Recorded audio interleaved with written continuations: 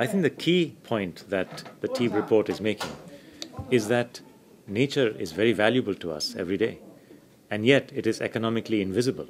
So the values of nature, clean air, fresh water, what the forest produces, what the river produces, is not counted in GDP growth, is not accounted for anywhere in companies, and it's therefore invisible. And the net result of that is we lose it, and we must stop doing that.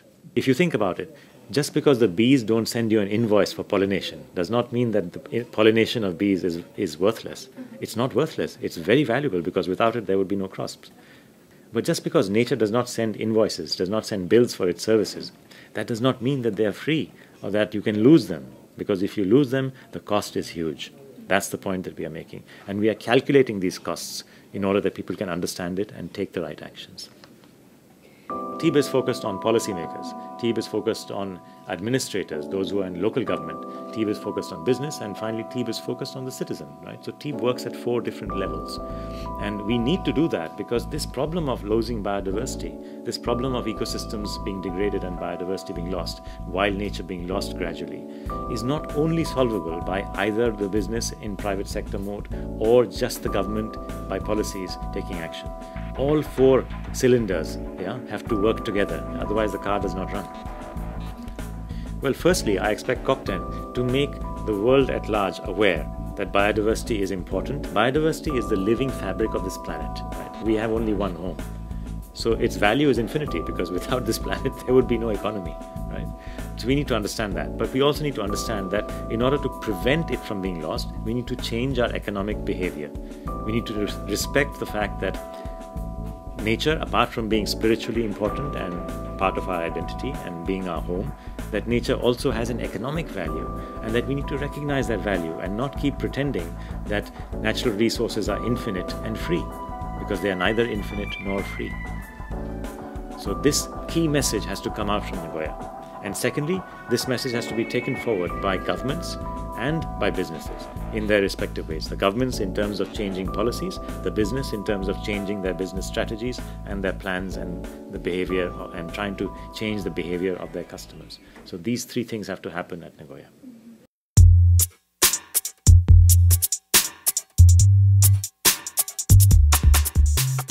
We are losing biodiversity at a tremendous rate. 20% of all coral reefs are already gone.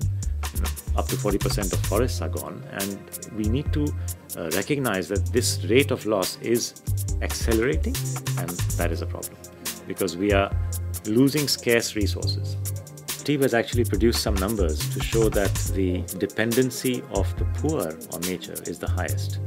Because if we look at ecosystem services like producing fresh water and recycling nutrients and providing a stable climate for villages to live in, or providing defense against storms and cyclones thanks to coral reefs and mangroves, these are all ecosystem services.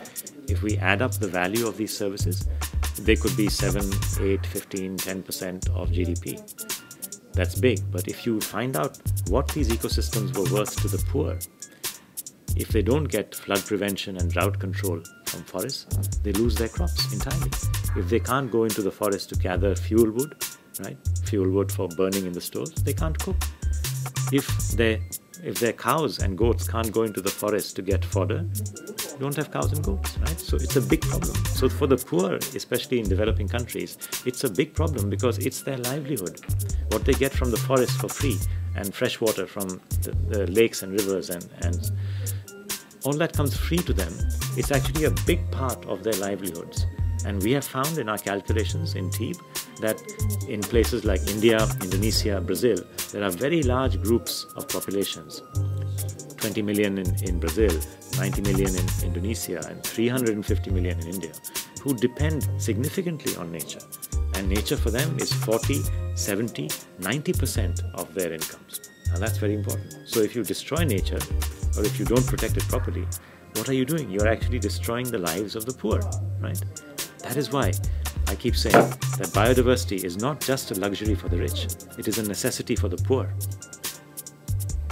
That's why very important when you are trying to help development, you have to also help conserve biodiversity and ecosystems. If you are buying meat, think about where it came from. If it's local, it means it has used less fresh water and less transportation. If you're buying fish, think about whether it was fished sustainably. It's important. If you are buying clothes or traveling or consuming anything, think about how much do you need? Do you need your 5th television set or your 3rd car or your 4th BlackBerry or whatever it is that you have? Think about how much you need. If it's not making you much happier, think about it, because that extra consumption has a cost. You are not paying that cost, but society is, and the future generation is paying that cost. That's very important for citizens in cities to think about.